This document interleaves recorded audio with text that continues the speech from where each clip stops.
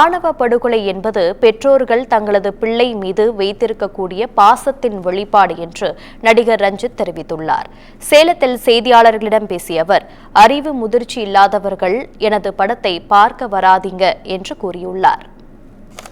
தேவையற்ற ஏதோ வன்மம் இருக்கிற மாதிரியும் ஒரு பெரிய சாதிய பிளவு இருக்கிற மாதிரியும் தேவையற்ற குற்றச்சாட்டு தான்.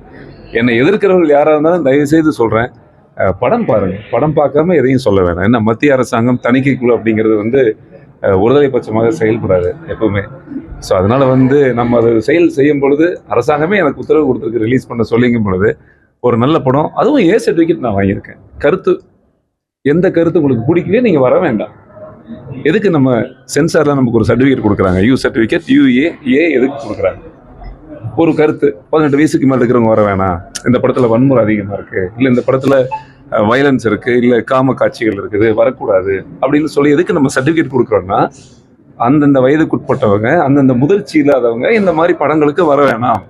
இந்த மாதிரி சமூக கருத்துக்களை சொல்லும் போது அதற்கான வயது முதிர்ச்சியோ அறிவு முதிர்ச்சியோ இல்லாதவங்க தயவுசெய்து வராதிங்க. கவுண்டன் பாளையம், கவுண்டன் பட்டி, கவுண்டன் புதூர் இருக்கு. ஸோ இது பார்க்குறவங்க கண்ணோட்டங்க. ஆக்சுவலாக கவுண்டன் பாளையம் வச்சோடனே அது ஒரு சாதி படம் அப்படி அந்த மாதிரி அதாவது என்னை பற்றி ஏதாவது ஒரு வன்மங்கள் கற்பிக்கணும் இல்லையா? ஏதாவது ஒன்று சொல்லி எல்லாரும் மற்ற சமூகத்தினர் என்னை புறக்கணிக்க வைக்கணும். அவங்களுடைய மிகப்பெரிய வெற்றியை என்னை ஒரு சிறிய டப்பிக்குள்ள அடைக்கிறது தான் அவங்களுடைய மிகப்பெரிய எண்ணங்கள். ஸோ அது மக்களுக்கு தெரியும். நான் அப்படிதான் 100 படம் நடிச்சிருக்கேன், நிறைய படம் நடிச்சிருக்கேன், எத்தனையோ படம் பண்ணியிருக்கேன்.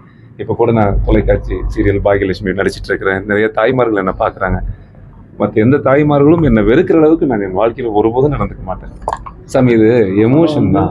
ஆணவ படுகொலைங்கிறது எப்படி சொல்றதுன்னா, இப்போ நான் இந்த படத்துல சொல்லியிருக்கேன், அது தீர்வாக தான் சொல்லியிருக்கேன்.